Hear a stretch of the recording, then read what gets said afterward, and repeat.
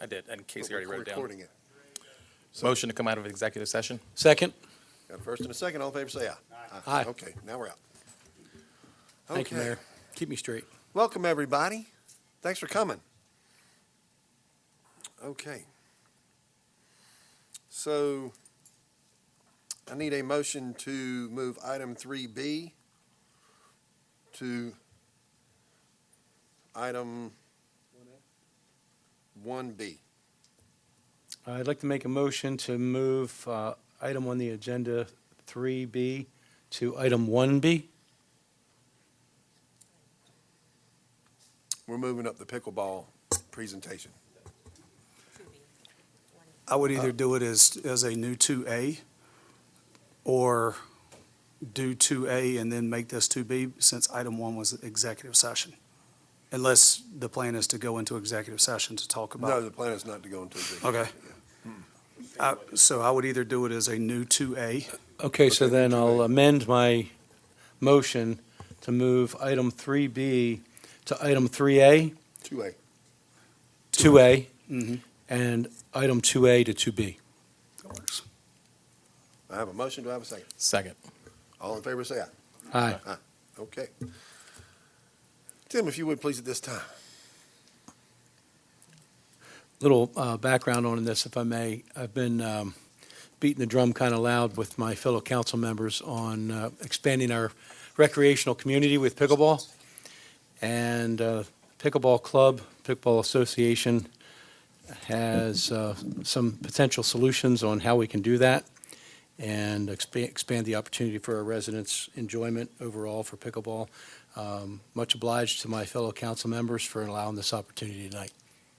Welcome, Tim. If you want to introduce yourself and your address and tell us what you have to share.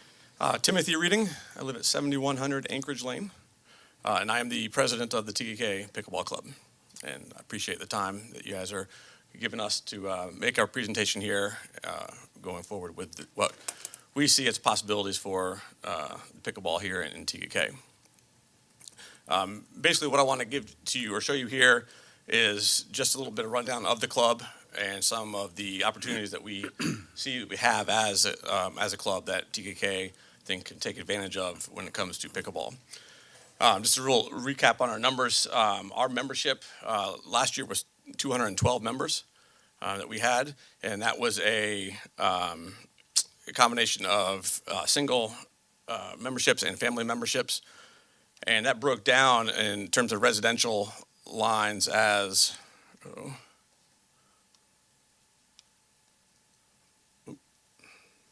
I doing something wrong here with this? Oh, there, it worked that time. All right, 73% of those members were TKK residents, and 27% were non-TKK residents. And just to clarify here, when we talk about these membership numbers, these are 2023 numbers here. This year's numbers right now, we have 91 members, which is a big drop-off on that. And the reason why is overwhelmingly the responses we get when we ask them why they haven't renewed or upped their memberships has been the fact that the club right now is not able to offer anything in return for them for a membership. They don't get priority on courts. There's not a reservation system, anything like that. We aren't able to offer clinics or leagues, anything like that we will be able to offer if we were able to have more clubs, more courts. So that number you see right now, the 212, is right now currently 91. Having said that, as we go forward, and if we're able to expand what we have in the offering with the courts, that we believe that number is going to increase back up. And so you'll see here as we get in a couple more slides where we think that's going to be. But the main thing we want to show you all here is just some revenue opportunities that pickleball can bring to TKK. And that's going to be through membership dues, through leagues and tournaments, sponsorships, and donations. So the first one on that is the membership dues that you see here. So the proposed structure that we have, and this still needs to be approved through the club, but what we're proposing to do is a breakdown of resident and non-resident membership levels, and then both through single and family memberships there. We're estimating, we think that if we were able to have the courts available and everything that we were able to present as a club, that we will have about a 75% retention rate of that 212 initial members that we had from last year. So the numbers, how that breaks down, as you see there, 75% retention rate, it'll be about 160 members in the club if we were to meet that. So the projected dues that would be going off the schedule you see there would be about $20,000 annually just on dues alone that would be coming into the club. Another source for revenue here that could be, and again, this is all if we have enough courts to be able to do this, would be the leagues that we'd be able to hold. Leagues are run usually typically in about 8-week sessions. We can divide them up multiple different ways, but as an example here, we can do 4 divisions, 2 nights during the week, 2 on the weekend, something like that, for about 2 hours each session there. How that breaks down in terms of revenue that can bring in. So this is just an example of some potential groups that we could do. You see there that each session of 8 weeks would bring in about $2,400. And we'd probably be able to space that out 4 times a year throughout the year. So that could be a revenue coming in of just under $10,000, of $9,600 just through the leagues. And this is something that could be run internally. We don't need to outsource anything like that to be able to run these. So this would be pure profit that would come off of any leagues that are being held. Tournaments are a big source of revenue for pickleball, for clubs, and for all over the country. There's a couple different formats you can do. You can do a round-robin type format. This is something that's usually just done in a half a day. It's very easy to do. It's a quick and easy little tournaments, fun tournaments. A lot of times social, you can give payouts for it if you want, but it's an easy thing that we do, and we've already done a couple of these here locally. Because they're only half-day events, you can maybe run 4 of them over the course of a weekend and get all 4 different groups that you have up there. So again, it's going to be about the same numbers. You do this 4 times a year, it's about $9,600 that can be brought in as a revenue source just through the tournaments of the round robins. But then the big money source is being a large-scale tournament, and this can be a big money maker for people who put on the tournaments. I put up on here typically they're 3-day events. I probably recommend we do only about once a year, but participants, I have on here 200. That's a very small tournament. I'd say an average size tournament is probably about 400 to 500 participants. And they can be, if you get up to the national tournaments, there are thousands of players involved. But just conservatively, we're looking at about 200 residents or participants.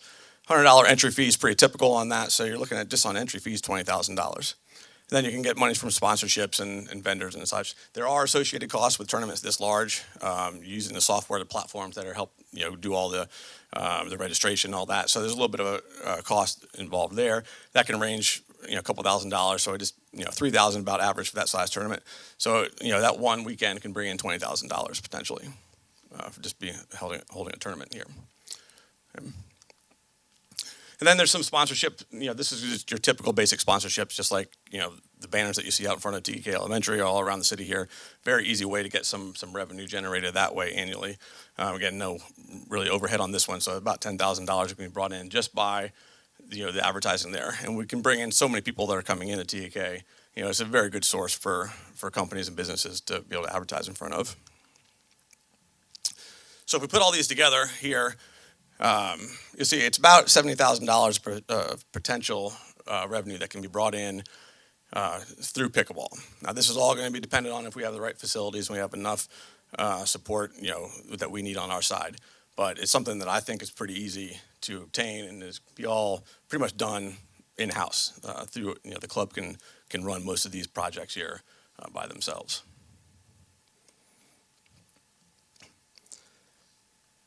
So what we're asking as a club is we would like to have more pickleball courts here in TK, and we have different ideas of how that can be done.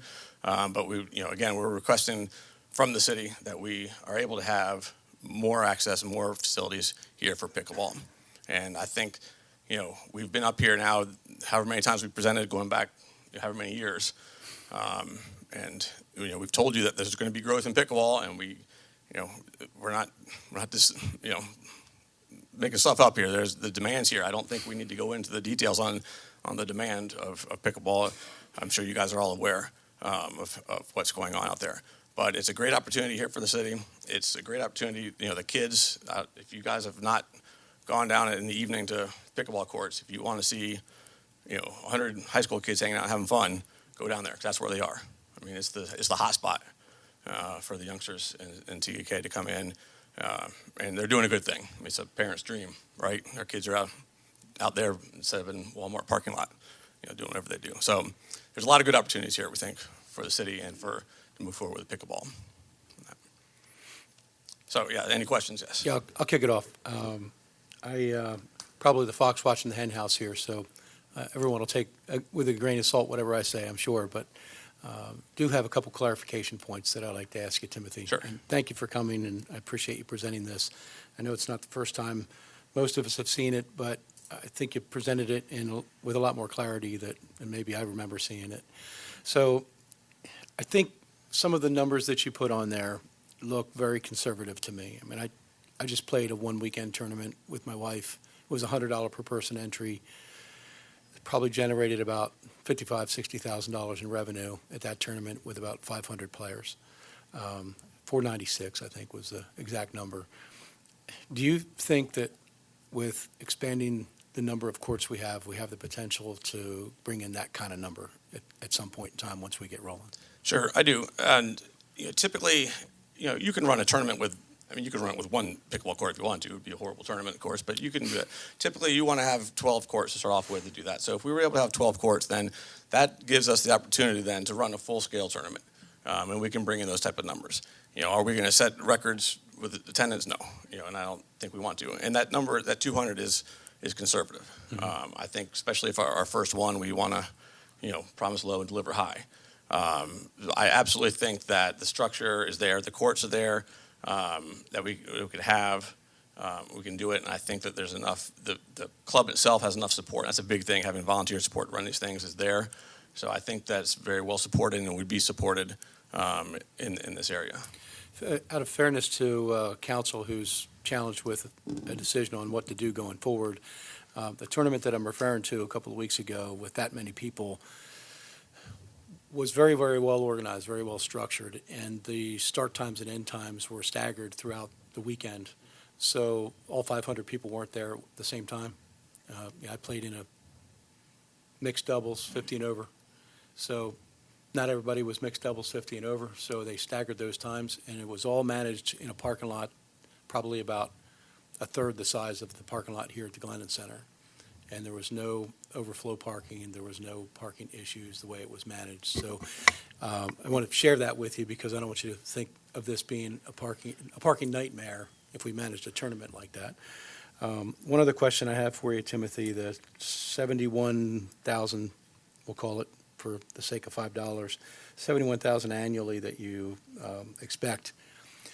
Although I think that's a conservative number, what of that number would need to be retained by the club, and what would be available to provide some kind of payback for an investment the city makes in growth?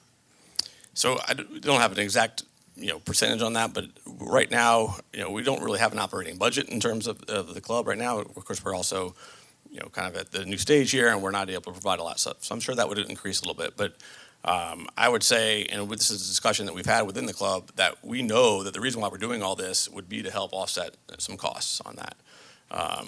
So again, I can't give you an exact number, but I would say that a very large chunk of that would be to go towards helping that, because there's after that, what else is there really to to spend money on? Yep. I can promise you they're not spending it on my salary, so Right. It's got to go somewhere. And So- and I don't want anybody that's here or watching from home to think that I would hold you accountable to a number, but would it be safe to say that out of 70, maybe 50 could go I would towards that? easily 50%. Okay. Yeah.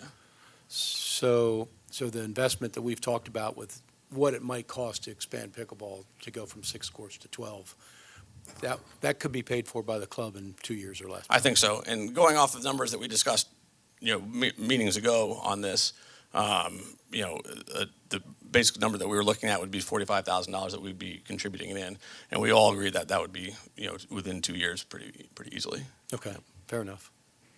Thank you. Got a couple. So what's your current reservation system, Tim? We do not have a current reservation system right now. Is there a current reservation system that is available? There are multiple current reservation systems that can be available. Have you guys contacted Pinnacle to get up on the reservation system that we have for tennis? No. Why haven't we retained any sponsors as of yet? We were working on doing that right now. And have we secured those yet? We've been in touch with them, but we haven't gotten them secured yet. Okay. Have we ever done a tournament of any kind? We've done round robin tournaments, yes. How many of those do we do a year? 1 or 2. And that's just folks here in TEK, Yep. regular folks that are playing, right? Yep, we do like a Toys for Tots one Yep. at Christmas, and I just think there's another one that's done at other times too.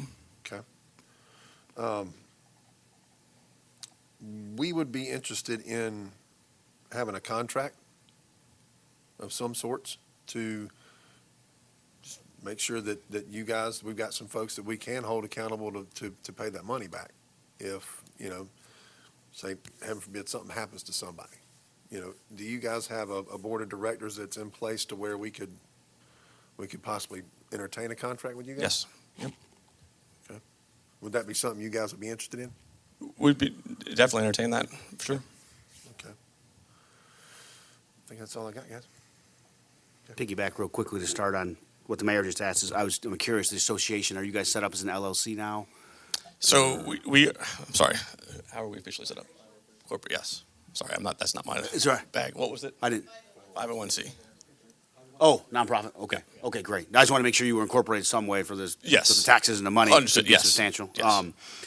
The plan for, if you get more courts and these members are paying $200 or whatever the cost was, what happens to public access? Can the public still play, or is it only members? So one thing that we are adamant about is that we do not want to take away public access to the courts. I think that's one that's part of pickleball, right? You can just come out and play. You have family in town; it's easy to come out and play. Especially all the youngsters that are playing, they can just be able to come down and play. So we absolutely do not want to, remove all of public access, of course. So we've talked to proposals about doing, if we had 6 or 12 courts, doing 6 or public access is 6 members only. We've settled on what we think would be the best would be having 9 courts that be for members only, and 3 courts that would be public access. And I personally think that should be our decision. No offense, since it's a city asset. It's a recommendation. Yeah, I'm just, but I just want to make sure you guys were thinking that as well. That's 100%. all. 100%. And then the final question I had, going back to the money, so we decide to convert these courts, you pay back the costs. What happens after that? Where does all the money go that you're making on city facilities? Does it continue to get paid to the city, or is it just to pay off the debt? And I think that's part of the contract you're referring to, and I just wondered if you guys have any discussions about that. We've had discussions about it, and the very first thing we've talked about is, well, once everything's paid off, then we can lower back the dues. We don't need to be paying as much for everybody coming in like that. Yeah, They fair. did, the members did what they did. They stepped up. They were able to fund it. They were able to get it. That's great. A little reward. Okay, now we're backing off the membership dues. Or save some to resurface in the future. Or Well, whatever and that's case the other may be. thing. And then we Continue can maintenance, get the yeah. pool going of, there's obviously, courts resurfacing. There's, net repairs. There's Yeah. all sorts of stuff that can be done. Lights. Lights. I mean, there's a lot of stuff out there. So yes, that has been discussed, and that is something that, we will want to continue to give back, right. into, we're not doing this to, stuff our Right. pockets here. No, I right? get it. I was just curious So what you would we would envision. want to Yeah. make sure that we get it back and pay it back into the, Awesome. to the community. That's all I have. So if we're talking about bringing more courts on, we're talking about bringing more people in. Mhm. And we all know that we don't have a lot of parking around the pickleball courts. Yep. So some of the discussion is how do we get correct number of parking places to facilitate those folks without parking on the streets and that kind of thing. I think in conversations I've had, we would have to utilize the Glennon Center parking lot. Correct. Yep. And in that, there'd have to be a means of egress and ingress to the courts themselves, which we'd have to construct a trail. Because the problem that we have right now is with our maintenance facility is if we get any cars down there, our guys can't put the equipment in they need to put in and get their cars out. So we've had an issue with that. So that's one of those things that we're going to have to think about as far as the parking goes, as to how we develop that as If we have well. twice the parking, we're going to have twice the problem, that's for sure. That's the thing. So what's your thought on that, Timothy? So- You and I have talked about that a Yeah. little bit. I don't know if that's changed. So, first of all, I'm not even pretend to say that that's perfect down there, but I do think we've gotten better with the parking. People have gotten, that they understand now that, look, there's things going on, there's business going on down there, and we can't block off things. Now, again, it's not 100%, I guarantee you that, but it's gotten better.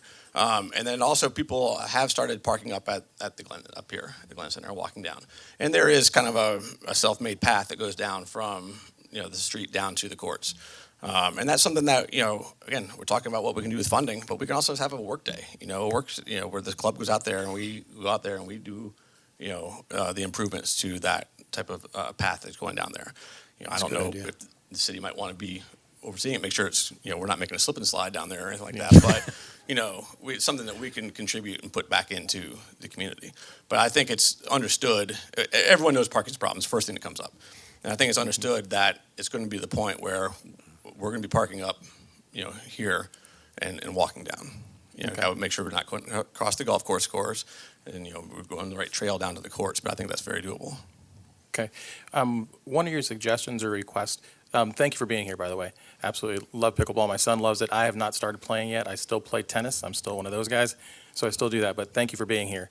One of your requests is 12 courts. Where are you envisioning 12 courts location? Well, right now we're looking at as taking the 2 tennis courts and converting those into 12, to 6 more pickleball courts. Okay, so all down lower, and then keep Correct. the upper courts all tennis still. Correct. Okay. Okay. And then we answer the other questions that I had. I have a question. So everything that that the proposal shows is what you would be able to do if you had the 12 courts already. Have you guys given any thought process of what you could do before that happens so that that fundraising is happening before those 12 courts are put out? Sure. And the difficulty is, and a lot of things we talked about there with the leagues and the tournaments and that kind of stuff, you're a little bit hampered by the number of courts. Now, we can do the round robins. We've done that before, but we don't want to take up all the courts. They're public courts, and people want to be able to use them, as well. So the things that we can do, and this is stuff that, again, we've started putting the wheels in motion, and, we can do sponsorships. We can start getting that rolling that way. People have, said that they would be, willing to do cash donations, just if they were, if they knew that it was going to be going to something. Right now, we can't ask for cash donations. We don't have, we don't know. It's not fair to ask them for that. But if we were, given the green light that, look, this is going to happen, we need to start, raising the money now. I think there are multiple different ways that we can get that revenue going. And then we can also, we can get the membership dues up. Right now they're very low because, again, we don't have anything to offer them. But if we were able to say, look, we are going to be able to have 12 courts, here's what we need to do. We need to hit this goal, this target. It'd be much easier for us then to go out to the people and say, look, here's what we need for memberships. Here's what we need for donations. We need sponsorships. And we'd have something to offer them. Question for the council. We moved the pickleball tennis courts up. Are we talking about everything right now, or are we just here in the presentation of pickleball? Are we going to talk about tennis and everything else right now? This is your party, so you can talk about whatever you want. That's Well, what I'm that's what saying we're here. we moved that out of budget workshop to new business. Are we? That was on purpose. I think it just got moved there, just to accommodate. No, I get that, but are we going to finish this, go and everything else, and then talk about tennis too, or are we going to talk about everything right now? My understanding was we were going to hear from pickleball and have a discussion amongst ourselves with the club. And if we want to talk about tennis, we can talk about tennis. I didn't come prepared to talk about tennis tonight, but I'll be glad to discuss it with you guys if you want to. Oh. Do we have anybody? Discussion after we got to discuss with Tim. So we'll do that later. We'll talk tennis later. Okay, that's what I wanted to know. Yeah, works for me. There. But they might want to hear it. That's the only reason. If we're going to talk about tennis and Yeah. courts, Do we they have might wanna- anybody here to talk about tennis tonight? Based on the way your agenda is laid out now, after the amendment to the agenda, now would be the Now's the appropriate time. time to talk Okay. about tennis. That's as what I part thought. of I this wanted to make sure conversation or everyone's good with immediately that. following this Yeah, conversation. and I'm the last person to want to suppress that. I'm glad to talk about it. All right, so I want to throw out there, if you don't, no one cares? I'm gonna jump in real quick, so, And Council, if I can, and I'm sorry, Mr. Heisler, you do have Pinnacle Golf Management folks are here with us tonight to answer any tennis questions that you may have, so. Excellent, thank you. I know we talked at the last golf, tennis, pickleball meeting. The Pinnacle's nice enough to bring all the most recent numbers and everything, and so, I've been talking to tennis people a lot. You were talking to pickleball people a lot. Mayor's been talking to both for 2 years. And I'm of the impression myself, this is just me, that we should convert the lower courts to pickleball and make the upper courts public tennis courts. I say that because the Tennis Association is not raising enough money to maintain the courts. The city is having to use tax dollars to maintain the tennis courts, to do the capital investments, yet only the paid members can use it. And that's not, I don't think that's fair. If it's a city asset, anybody should be able to use it, whether it's as a member, free, pay by the day, however it is. And it's not. That's the only of the 4 sports we have outside of our recreation leagues. You have golf, pickleball, croquet, and tennis. Tennis is the only one that's exclusive, that no one else can play, unless you're a member. Everything else, and also takes city money. Croquet self-funds themselves. Golf completely self-funds himself and even subsidizes tennis, and is even able to give back $250,000 to the city that we put in the general fund last year. And so, nothing against the tennis people. If I was a tennis player and I'm not, I'm thinking, I get to play for free now in the same courts I'm paying for. So I'm sure some tennis people, members, would be upset when they hear me say this, but I look at it as it's a win-win in that they don't have to pay anymore. And they get the same facilities, and the city now maintains the tennis courts. And the pickleball takes over the lower courts. City pays to convert them. You have your facility. We have now 2 distinct facilities. And that's what I'm preaching. And I wanted to get that out there to see what you all thought about that idea. I think that's an excellent suggestion, Tom. So I would ask you this, along the lines of that opinion, and I respect it a lot and probably can't disagree with anything that you said, would you also suggest that pickleball becomes public just like tennis and still give the club the opportunity to run leagues and tournaments and things like Yeah. they want to do now, Absolutely. but that all the courts are public? Well, Unless there's a sanctioned event. Would that make sense, or am I going down the wrong path with you? well, that's just, I hadn't thought of that. I mean, that's what I was asking earlier about what's the public access going to be, and that's something we got to discuss and figure Yeah. out, because there's got to be a benefit to the And I- members. Right? If you're And I'm paying not this saying money. which way it should be, I'm Yeah. just asking if we're going to make tennis public, should we make pickleball public? I mean, the only caveat would be, our members going to pay then to help recoup the costs. I'm fine either way. I'm fine the city funding this. I Well, really am. It's a if city they- asset. We fund Yeah. it. It's open to the public. But that might limit your ability to do something. Membership gave them priority on a reservation system. That's the way golf works. Right, right. If that gave them priority, they would still have an incentive to purchase a membership, I would think. This is your deal, so tell me if I'm wrong. But I would think there'd still be incentive for membership, and even aside from the membership fees, the other fees that you could collect with leagues and tournaments would still be substantial. That's true, and you probably wouldn't have, if they were all public, let's say, and then the only thing that we could offer would be a reservation system. And I don't think that it should be 100% reservation on all the course. I don't think it should be 24 hours a day, 7 days a week. I think there should be times when, you can reserve Right. course, and there's time when it's just open play and we paddle stack. And for those of you that don't, paddle stacking is just a way of rotating people that are waiting in to play. So you might have, there might be 24 people down there playing, and there might be 24 people waiting, but when you can paddle stack, you put your paddles up, and the game's over, you rotate through. So you're really only sitting out 5 minutes. So there's a way of doing it. It's not ideal. No one wants to paddle stack, but You wait that your way turn, everyone but gets it to moves play. fast. But, right. So, but if you have everything public, then, yeah, people, unless, if you can offer them the reservation system, yes, there will be some people that pay. We would probably have to go back and look at some of these numbers. It probably wouldn't be as high on there, but you would definitely have people say, yeah, if I can have priority on reservations, if I can have priority into the leagues, the first thing we would do when we did the leagues, we're going to offer it to the club members first. Sure. And then we'll fill in the holes after that with outside club members. Same thing with tournaments. If we're doing a round robin, we'd rather have us playing it, not people from Charlotte playing it. So there's going to be still some benefits to it, but we would have to look at those numbers. It wouldn't be as significant. And we're not making a decision right now. I just I want to understand, put this but out I'm there. just Yeah, saying, this is just a discussion, right, Right. yeah. Yeah. The problem I see as well, with both making tennis public and making all of the pickleball facilities public would be those folks that would be coming from Charlotte that aren't members of TEK in the TEK community, not being members and coming to play. Because our tax dollars here, we all generate those tax dollars living here in TEK. Not that we don't mind everybody coming down to hang out with us and play, but if you're out of town, you guys might want to think about doing a membership. I mean, just So one of those there's, things. right now in TEK, everything in TEK is available for everybody, right? You don't have to live in TEK to go to Windjammer Park. You don't have to live in TEK to use Turner Field. You don't have to live in TEK to use the bike path or any of the play sets that we have out here, right? I mean, it's for TEK and our tax money goes to it, but it's open to everybody. Now, there's ways of limiting that, right? You can do parking passes, that kind of stuff, right? But, we're never going to completely eliminate, sorry, you have North Carolina play, Well, you I can't don't come in. think I'm not saying we wanting should. to. I'm just saying, we need, if you're going to have 12 courts down there, you got to fill them up. We've got a lot of folks from Charlotte, and we love them, that come down and play golf with us, and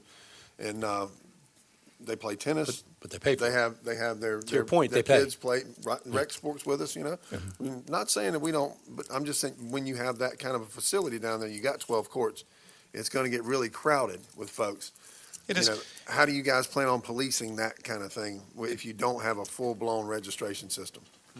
Well, again, there's not, I mean, in terms of like if it's only going to be for club members, because if it's open to the public, it's open to the public. It doesn't I understand that. doesn't but, matter. when Scott makes a reservation on the court, the way that it is now up here with tennis and the way it is with golf, if I want to go play golf, and I got a 2:15 tee time on a Sunday afternoon, I've got the tee box now. Oh, yeah. Well, I mean, like the reservation systems, they can be all done on your phone. And a lot of places do this. And you just show up. If you have a reservation, you show them the reservation and they get off. Now look, you're going to have the person every once in a while who just is belligerent and doesn't do it. We can't fix that. That's not going to completely go away. But it self-polices itself. It really does. A lot of other places that do this, it's not an issue. It's not an issue at all. I like your point, though, Mayor, that a reservation system gives membership priority, gives incentive for membership, and it gives me the opportunity to reserve my court when I want to play. Absolutely. That's what I'm looking for. Yep. Is that I understand. Um, So I think would there's the- a place that we can meet in the middle that works for everybody. So would the reservation system be for all potential 12 courts that we have down there? Or only on 6 and keep 6 Probably potentially You're saying open? nine for the reservation Well, and system? this is, Because I this is guess what that's we've been talking about. Where do we want to draw the line? And again, Mm-hmm. like you said, it's not 100% our decision. But, we've fallen on, having 9 available for the priority for the members and then 3 for anybody else. Okay, so Jeff. And now if it's, again, that's way up for discussion. Well, with those numbers, that gives more incentive for membership. Well, that's right. Right. That's right. It does. And the other thing here is, and this is going to help. And you can't quantify this in any stretch of imagination, but do understand that there's a lot of pickleball facilities being built right now. I just heard just yesterday over in Kingsley, they're taking an old building there and transforming that into pickleball facilities. Fort Mill just built the 6 courts out there. A lot of courts are being built. It's the hot thing in real estate, right? Is where the pickleball courts are. So, it's not like these are the only courts they're playing. They're expanding. Having said that, pickleball is growing, so there's going to be more and more people. So you can't quantify that, but there's going to be some easing. I think a little less pressure as we go forward with more courts becoming available for other people in different areas. I just want to make clear I'm understanding where what you were proposing, Tom.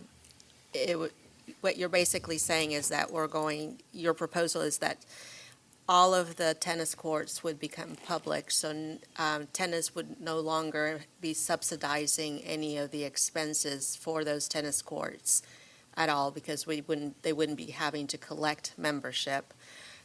Everything that's built out for the pickleball courts, if the whole lower courts are taken over, would be subsidized by city, would be built by the city, and there would be no expectation of any funds coming in from anyone, any club, to help subsidize the building out of those courts. Well, if they did the memberships and were able to raise money, Yeah, but you just said they're all going to be public and anybody can play. No, I didn't. So, I said that. Okay, so I'm getting kind of a mixed bag here as to what we're asking for versus what the city would be committing to and what the long-term of that would look like.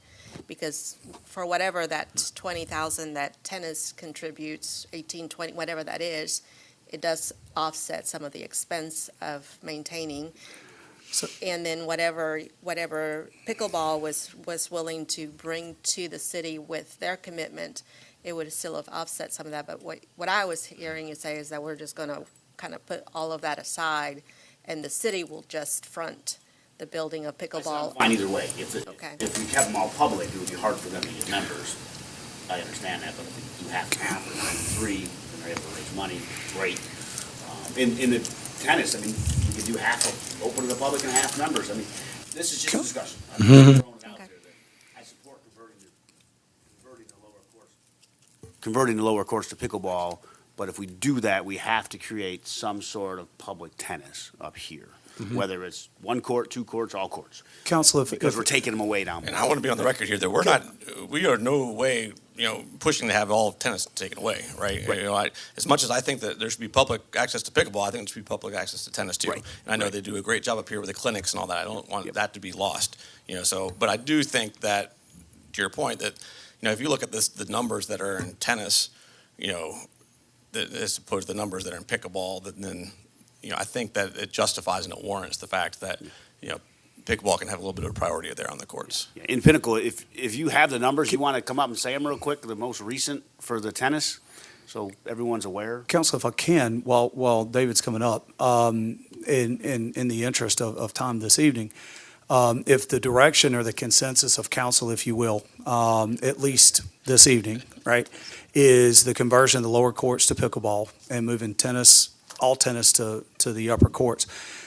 Maybe our Parks and Rec staff, myself, our folks from Pinnacle, and Tim, and maybe a member or two of his board, kind of figure out the operational side of it. And then as we come back at your July 25th workshop, or even a regular meeting, if you will, bring that proposal back. Hey, here's what the funding looks like, or here's what the expense looks like, here's what the operational side would look like, and see where we can get to there, perhaps.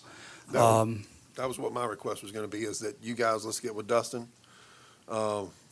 speak with him, Charlie, and Pinnacle as well, and our tennis association. Let's get everybody together, let's figure that out, how that's gonna look and how that's gonna work. So just for clarification, you would want us to include the tennis association or work with Pinnacle? I think we're gonna have to, if we're gonna change the way that tennis operates now, and alternate courts down there on the lower. We're gonna have to involve everybody. You're gonna have to make it If we're going to make a decision to go have to be a from, public effort by everybody to work together to make it the best of the situation. if we're going to include pickleball and how pickleball's run, then we probably need to include tennis and how tennis is run, whether it's 4 courts or 6 courts, right?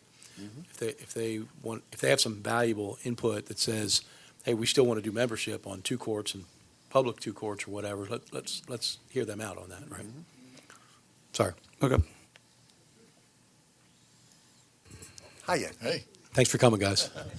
happy to Appreciate be it. here. Just from a number standpoint, I think you all have been presented with it, but as of end of April, there were 59 tennis members. The year prior, there was 93, and the year prior to that, there was 108. So just from a number standpoint, it's listening to the pickleball numbers, the tennis is certainly lower in participation. And again, there's 4 courts that they're working to navigate. Okay. Can you share what the delta is on allocated expense for tennis versus revenue? Sure. The last fiscal year, the member dues were $21,819.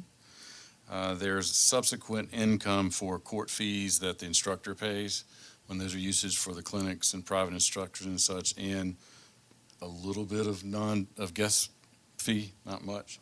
So that number is $5,700. So the total income was $27,591. The expenses, which included painting the light pole and a new electric meter box, and which, as things happen up there, then we're covering the cost of that. Was $34,615, so the operation as a unit lost $7,000. 7,000, right? Yeah, the prior year, which included 2 court resurfacing, the numbers were, actually, I'm sorry, that's for this fiscal year, includes the light pole painting and electric meter box. So fiscal year to date is $9,200 of dues, $2,600 of lesson income, total income of $11,008, and expenses so far of $21,001. So it's lost $9,300 for the current fiscal year, September through April. And then the minus $7,000 was prior fiscal year, 22-23.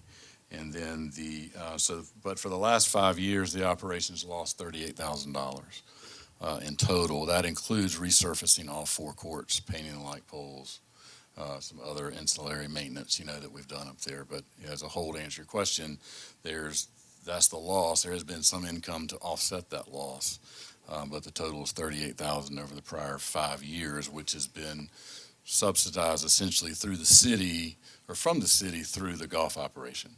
That's included in our portfolio. We have covered those losses.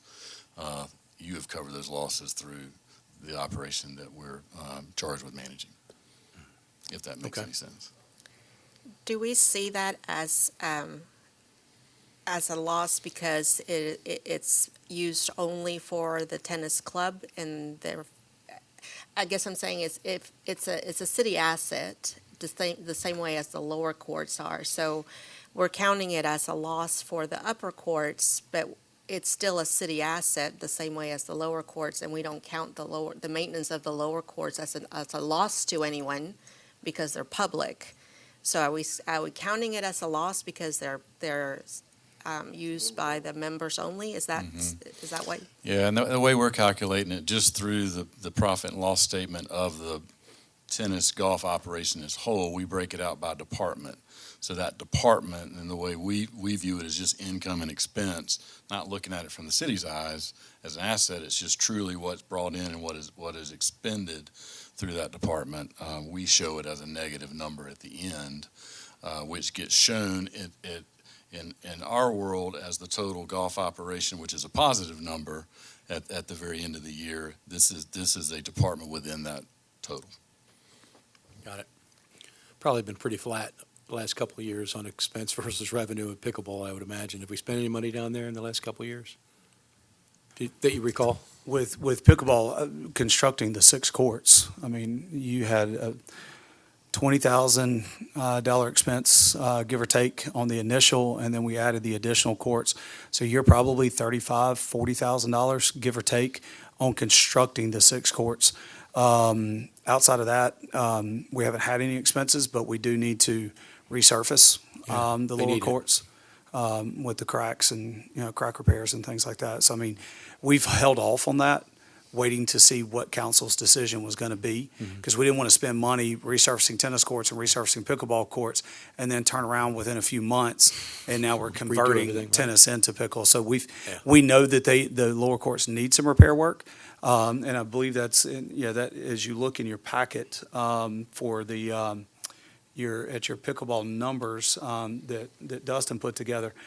I mean, if we're just going to resurface and kind of say status quo, if you will, you're looking at about a $59,500 expense for the crack repair and the resurfacing, and that's between pickleball and the 2 remaining tennis courts.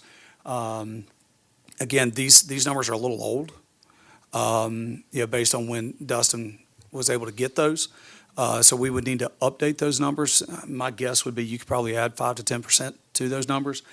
But you're looking at about $94,000 on doing a full conversion of those other 2 courts, including the fencing and the new net stanchions and things of that nature. So that's the conversion plus the resurface of the existing courts. Correct. For pickleball, right? Mm-hmm. Yeah, I thought I remembered it close to 100. Yep, that is correct. Okay.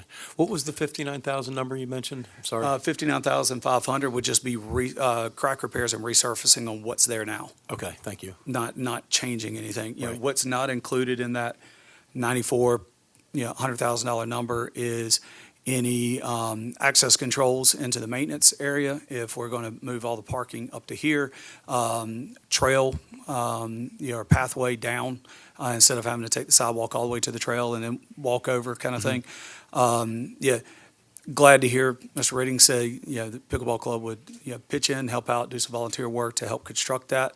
So I would think that would be welcomed, for sure, but there's no expense as far as whether that's gravel, whether that's asphalt, things like that. So we'd still have to kind of flesh out those details to get you a final number. And it may, depending on budget, I mean, council may just decide, hey, let's just do the court conversions. And let's do some type of footpath through there, but we could add to that in a subsequent fiscal year if that's what council wanted to do. Thank you. So just throwing this out there, if there's such an issue with parking down at the lower courts, how about if we're going to convert the upper courts and make them public, how about converting those upper courts to all pickleball courts and converting the lower courts to tennis courts? Since there's less people that go down to the lower courts, and then the parking wouldn't be an issue, the parking would be taken care of up at the upper courts. So logistically speaking, I think you're onto something there because of traffic, right? Mhm. Because I think the upper courts surrounding parking could handle the increase in traffic for pickleball better than the lower court Now, the parking could. Cost for each one of them is going to be pretty high. Oh, It's only you're probably 100,000 that talking way. at Now you're talking- $200, now you're talking $250, $200, right. $300,000 number Yeah. at this point, because now you're building 12 courts instead of just 6. So that's why I just want And Build- the build 40 some 12 odd thousand dollars If we've that's already even a- spent. And you're is- reconverting the pickleball courts to tennis again. Yeah. That would I require mean, that. it would come at a tremendous expense over what you're talking, over just converting the lower courts. It would be a tremendous increase on that cost. just wanted to. Yep. There's also If we're an having a discussion, argument let's that talk. I've heard of wind, which affects pickleball, and it's somewhat of a more controlled environment, kind of down in the bowl down there as far as wind control. So that's a factor. It's a wiffle ball, man. The wind affects it. Come and play with your son. You'll see.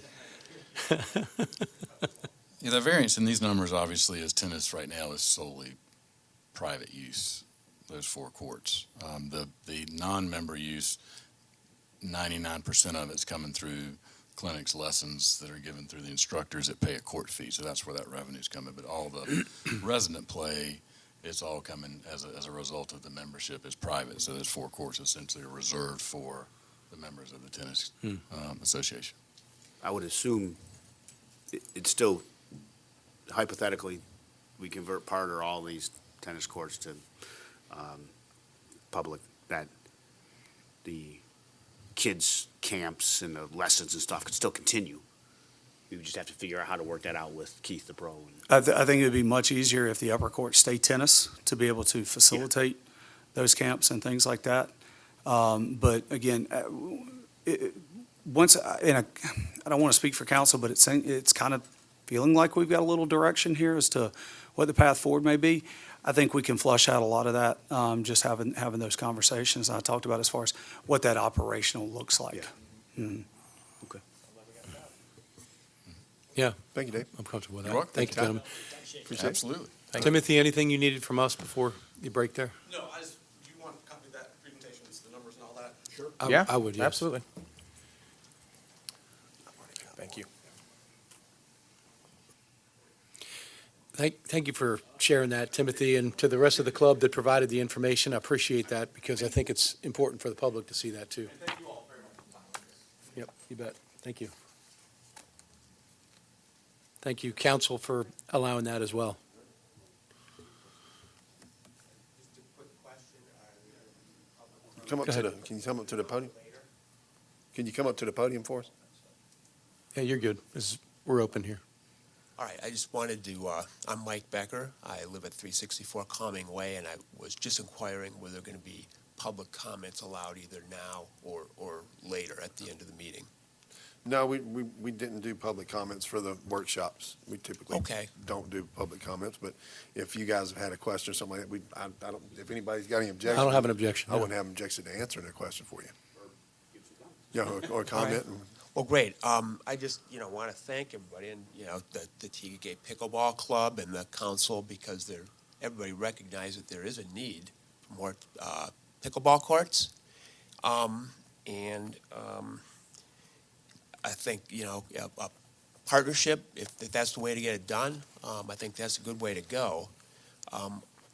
My only comment is I'm a little bit concerned, and to Tom's point about the, public access versus private access, that it be commensurate with the investment, okay? As was mentioned before, there's already been a significant investment in that area where there's tennis courts now by the city, okay, and including lights, the existing paving and all that. And if there's an investment by the club, the access, I believe, should be commensurate with that amount of the investment. In other words, if there's 12 courts, and again, they said they want public access, and they do, and I believe them. And I was one of was it 220 or 212?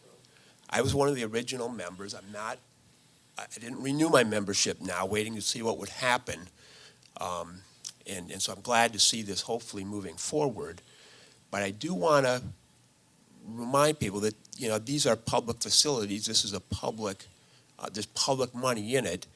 And so if there's going to be a limitation as to open access, I'll call it, as opposed to priority for club members, that it be appropriate to the investment, okay? So if the club pays for half the courts, okay, they shouldn't get 3/4 of the courts, allocated to them.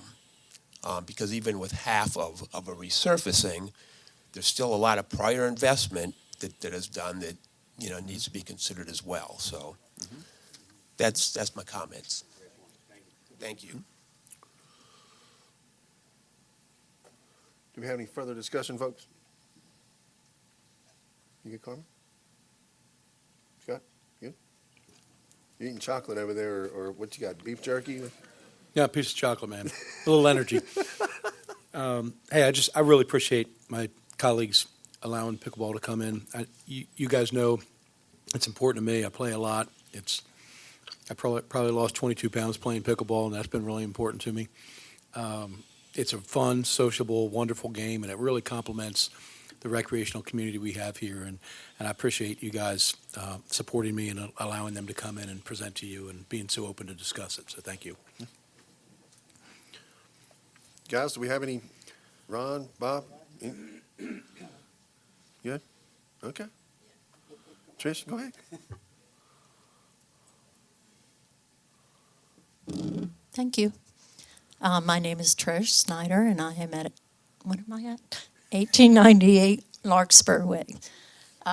Just one thing, as I was sitting here listening and to Tom mentioning about tennis being all open, one of the things I thought of was maybe they could think about just having, if they had it all open, then maybe they could pay for and not have membership, but pay for when they reserve a court. So just a little way of still getting some income out of the tennis as well. And then they would have priority on the court. That's it. Thank you. Thank you. Okay. Are we good with that? Okay. All right. Okay. We've got a little change. We need to cover new business 2B. Introduction and first reading of an ordinance amending the fiscal year 23-24 budgets as it relates to the Parks and Recreation fee schedule. At Mayor Pro Temp Miller's request, council is considering increasing the fee for non-resident parking decals from $100 to $200. Additionally, staff has recommended a proposed change to the fee schedule, which includes charging a $30 non-York County resident fee for recreational participants, as those participants do not pay a York County recreation tax. Do I have a motion? Carm?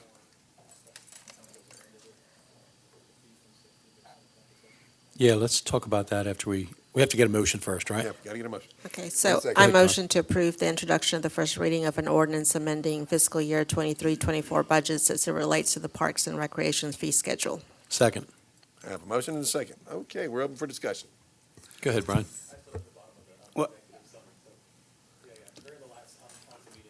Microphone. Turn your mic on, bud. Microphone. Is your mic on? Microphone. All There you right, sorry go. about that. So during the last city council meeting, we had had a whole bunch of discussion in regards to increasing that non-resident tax or from $30 to $60. We've had some discussion since then, and we are reversing that and going back from 60 back down to 30.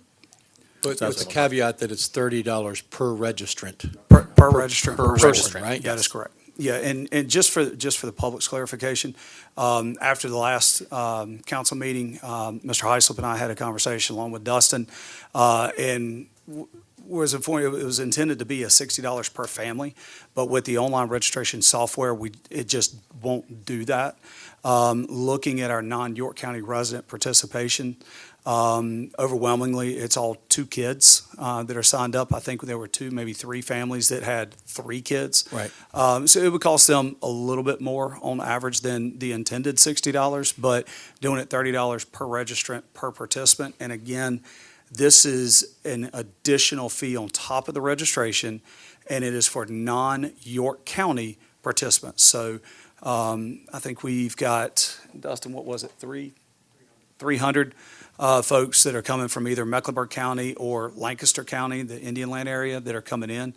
And the reason for that is all the non-incorporated residents of York County are paying a 1.5 mils for we'll call it a recreation tax to the Right. county. A sizable chunk comes back to the city to offset those costs. So we charge them the same rate as we charge our residents because these folks don't pay that registration tax. This would help offset that as well. So that's really more, I know council is aware of that because we've had those conversations, but just so the public understands it, this is not, it's not a $30 fee. It's a fee on top of that registration fee for those non-York County residents.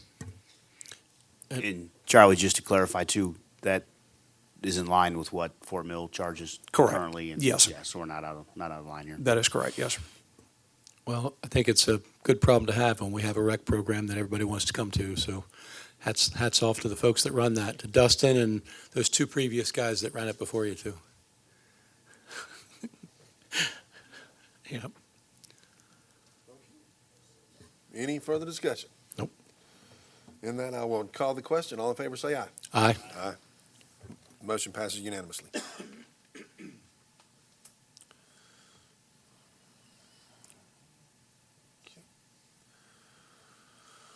Okay, comes time to talk about our dreams and visions and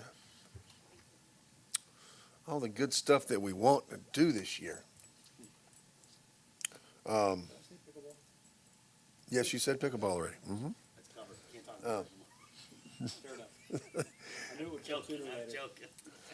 I knew you'd So- shut me down sooner or later. So as with tradition would have it, we start to the left and work our way to the right. Councilman Carter, please, so sir. this is just wish list. Just your wish list. What do you got? Oh, wow. Okay. You want the Disney Charlie? Castle here? City staff. It's why we've got the department heads here. So Oh, as I they're love working it. on I their love it. budgets, they can hear firsthand from council what the focus and priority areas are. So one of my focuses, when I was running for office, I wanted to really put an emphasis on the newer sections of TK to make sure we get some signage in those certain areas to make sure that when you come down Stonecrest or down Dam Road or New Gray Rock Road, you know that you're entering into TK.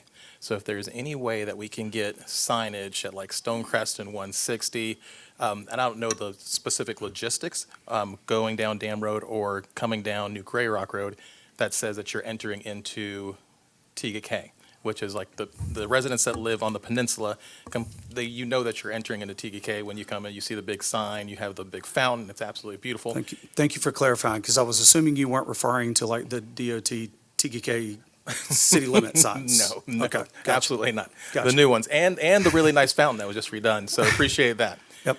So, on top of that, Sidewalks and trails on the newer section of the TDK. If there's a way, like we have the nice, on the peninsula side, the trail that runs along TDK Drive. If there's a way that we can get some type of trail that comes from like Dam Road onto New Gray Rock Road all the way over to Catawba Park, that side, or Gardendale and finish the sidewalk all the way down, something of that nature. I know that they're super expensive, but man, they make a difference. And once you build them, people show up. And Well, I think the good thing there use is with the Wendell Woods development, with the, is it Lake Woods? Lake Woods on the Lakewood. boundary. Right? With those developments and the off-site sidewalks, trails that they're having to do, it fills in some of those gaps. Does it fill it in all the way? Not quite, but pretty close. So may not be as big of an undertaking. And, yeah, we can always lean on RFATs a little bit as well for some potential funding help. So, okay.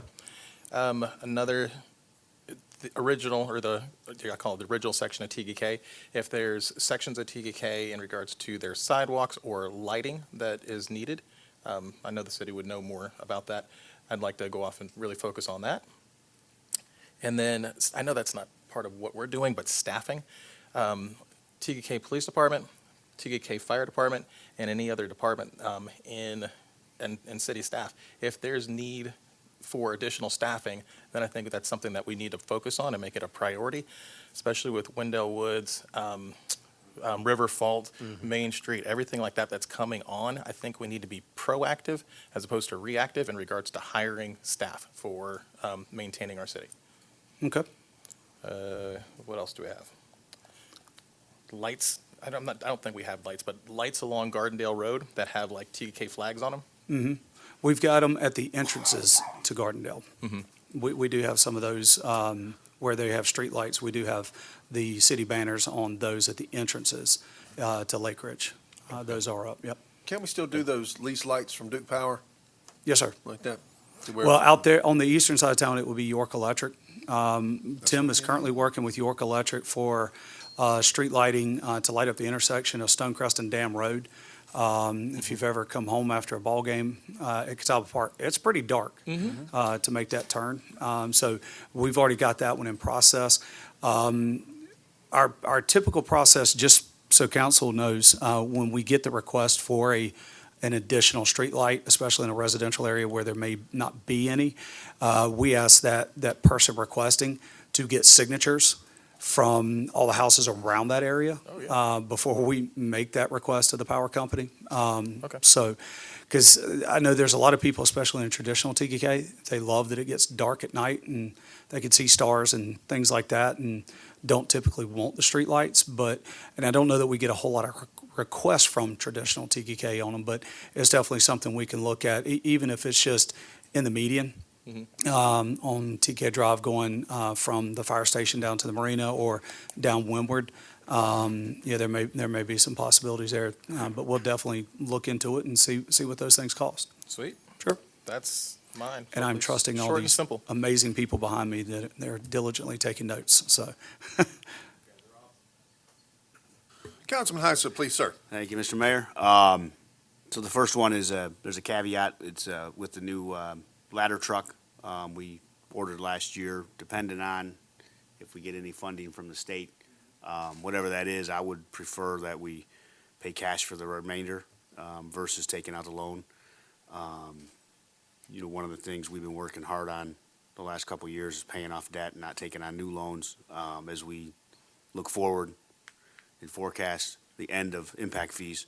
How are we going to cover our debts? And so my goal has always been to try to reduce debt, and pay off the debt we do have to get us to a point where we're not, caught without the funds to pay the debt that we've taken on, because we got a lot of debt. I had on here the pickleball, to convert the courts to pickleball, as well as add a small gazebo or covered seating area down below for the pickleball players. Charlie, I know we discussed earlier today, the only other thing I had was trying to come up with potentially some other areas to take the pressure off a windjammer. I know we mentioned Palmyra Park and Lookout Point. They don't look like great alternatives, but Nivens potentially we talked about. Yep. Do you want to expand? Do we want to expand right now on Nivens, just so the public knows what we're looking Yeah, at? sure. You or- talked to Duke, so yeah, Yeah. go ahead. Yeah. So I'll call it the northern side of Nivens Creek Boat Landing, where there are already folks that are kind of bank fishing and hanging out, Where the playing in ski the show lake, is, things right? like that. No.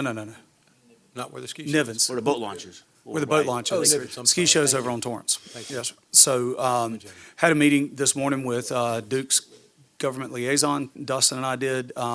She's already had some internal conversations, but basically trying to convert that into a non-boating lake access area, potentially with a beach, some additional vehicular park, non-trailered vehicular parking out there.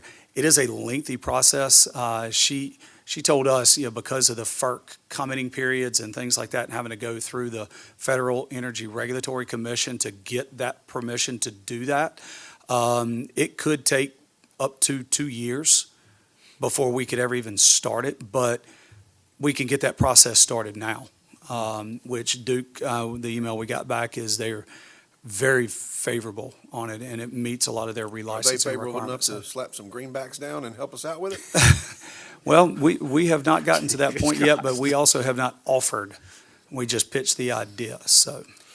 I like the idea and I like the vision because in 2 years, we're going to have probably 1,500 more residents. So Yes. the pressure on the lake and activities on the lake is going to be great. Well, and it really gives, regardless of the surrounding community, right, outside of our city limits, the eastern side of town, unless you're in one of the cul-de-sacs in Serenity Point, you don't have access to the water without, especially if you don't have a boat. Right. So you have to come over to the Beach and Swimming Center, you have to go to Pitcairn, or you have to go to Windjammer, whereas this would be something that would be something they could ride their golf cart to, they could bike to, walk to, things like that. So That'd be nice. it definitely adds a nice amenity on that side of town once we're able to work through that process. I mean, it took us a year and a half to 2 years just going through the FERC process for Catawba Park. So it is a lengthy process, but I think with Duke's support, and it definitely meets the tenets of their relicensing, I think it's doable.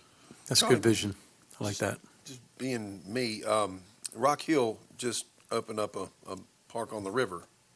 It's actually on the lake, but on the other side of the dam, On yes, the- sir. Mhm. But could we do something like that? Maybe Catawba Park? Would that be? At Catawba Park, we're locked in. So when we submitted our plans as part of that FERC process, that's all we can do. We can't do anything else. And we've also been told by our friends at Duke that we were very fortunate to get that through when we did, because they've changed their mindset and we'd never get that approved through the FERC process. So, but I do know they won't let us make any changes to what that overall site plan was. Maybe perhaps the access that's below the dam, Correct. maybe we could, So we did have in there the parking lot, which Duke jumped on board the end of 2020 and built it. That was part of the original plan. There were some trails over on that area, some additional playgrounds and things of that nature that I don't know are really necessary. It makes more sense to add, if we're going to add more playground equipment, to do it where the existing is. A dog park is allowable in that wooded area that's still on the Duke property. That was part of the original plan.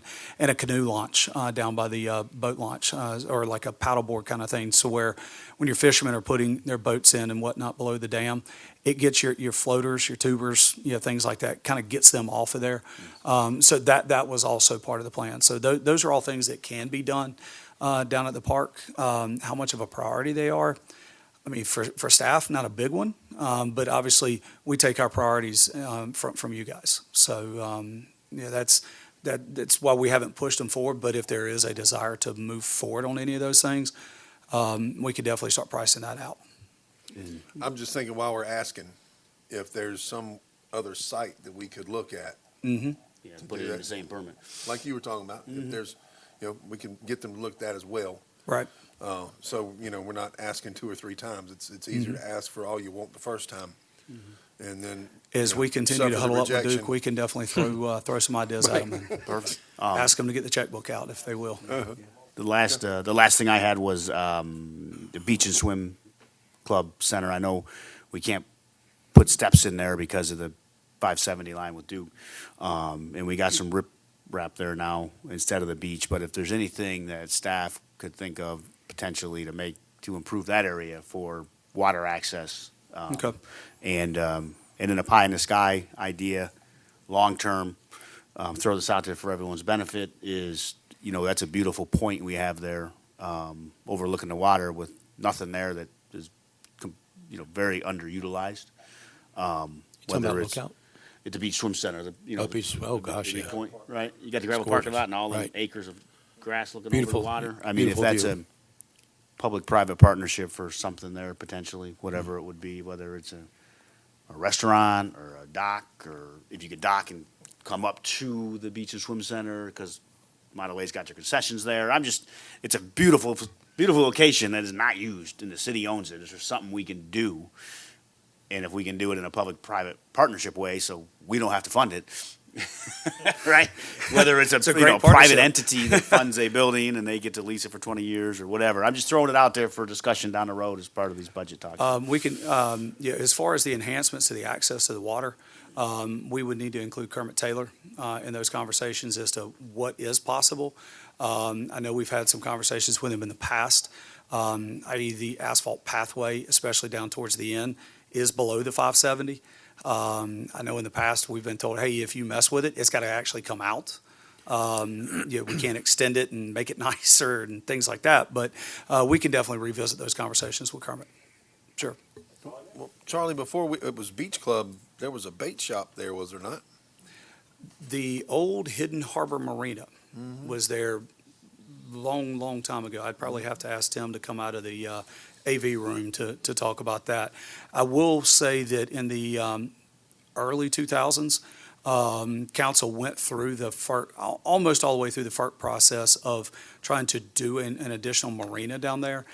Because of the FERC regulations, the majority of like your lakeshore residents would not be able to utilize any of those slips. I think we spent upwards of about $20,000 going through that process before council voted to terminate it and end it.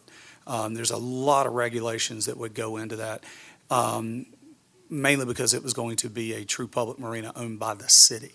But it was the old Hidden Harbor Marina that used to be there forever ago.